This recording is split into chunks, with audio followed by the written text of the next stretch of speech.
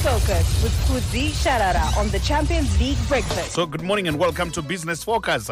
As always, we discuss a lot of what's happening in the world of business, but Kudzie is not with us in the studio today, but we are just going to be looking at the stories that are making headlines in the business world in the Herald of today, Tuesday, the 10th of September, 2024.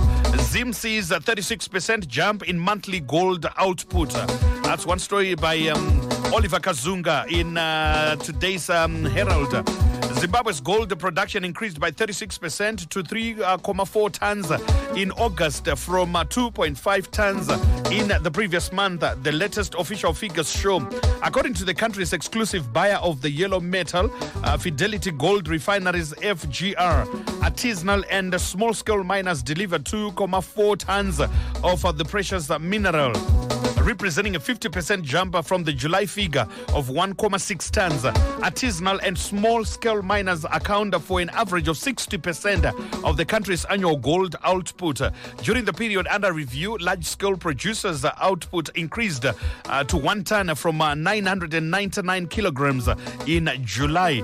So the remarkable increase in the minerals output is largely attributed to the recent scrapping of the 15% value-added tax on gold deliveries by the Treasury. That's one story that is making headlines in today's Herald business section.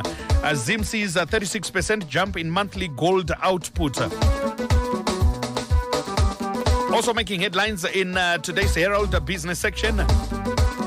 SEC Zim approves a new fund listing on FinSec. And Nelson Gahaza in the Herald today reports that the Securities and Exchange Commission of Zimbabwe has approved the listing of a SmartVest High Income Fund on the Financial Securities Exchange Mutual Funds Board.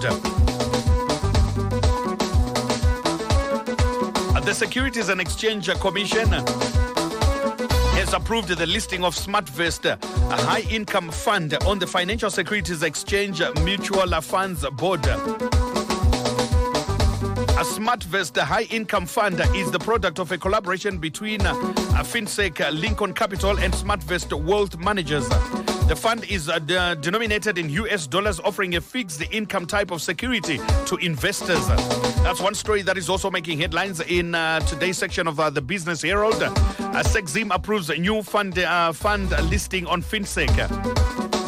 18 minutes up before the news at 8 a.m. is our time. We're checking out the stories that are making headlines in the business world today.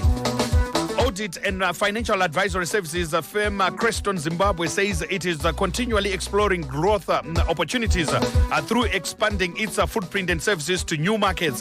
Launched in 2014, the company has since opened an office in Zambia, and in addition to existing services in auditing, advisory, and tax, it has already launched a trustee service and is looking to introduce more products into the future. Creston Zimbabwe's managing partner, Mr. Morden Mutuma, during the company's 10th anniversary celebrations last Friday, said while the 10-year journey had its challenges, the company always managed to support its clients and maintained its strategic vision for growth. That's one story that is also making headlines today. Audit firm Creston targets expansion. Also making headlines in the business section of the Herald today. Musk's good news for Starlink in South Africa. Elon Musk says that his private rocket company SpaceX's satellite internet service, Starlink, is awaiting regulatory approval in South Africa. Musk made the statement in response to a post on Twitter or X by a South African user who complained about the slow internet service he uses on his farm. I tried to online school kids with 6 megabytes per second line. It is the only Wi-Fi option in the area at 900 rands per month. He said, we really can do with the Starlink in South Africa, please, close quote. The post was accompanied by a photo of a fixed wireless access antenna mounted on a wind pump, which presumably provided the person's farm with the current internet services. In response, Musk said Starlink was Open court waiting for regulatory approval, close court. So that's one story that is also making headlines in the business section of the Herald today. Musk's good news for Starlink in South Africa. Elon Musk says that his private rocket company SpaceX satellite internet service Starlink is awaiting regulatory approval in South Africa. 16 minutes before 8 is our time. It is Business Focus right here on Capital. Also making headlines, Uganda Airlines says it will start applying the Harare-Entebbe route from the 25th of this month following growth in air transport demand between the two countries. It is expected that frequent flights between the two destinations will stimulate bilateral trade. The route sees up to 9,000 passengers travel between the two destinations, with the volume expected to grow. Although Harare is the immediate target route, Uganda Airlines also intends to service Entebbe-Lusaka Bulawayo and Entebbe-Lusaka Victoria Falls routes. According to Uganda Airlines, the company will also tap into the heavy traffic between Zimbabwe and Zambia through flights. Harare-Entebbe tickets will cost between $500 and $600 return. That's one story also making headlines. Uganda Airlines to start flights into Zimbabwe.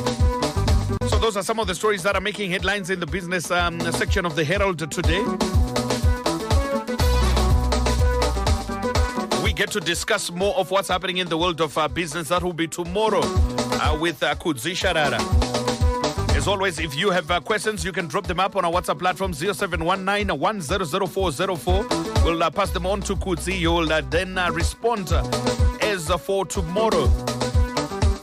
But for today, that does it for our business focus. Just a brief and straight to the point. For today, we get to discuss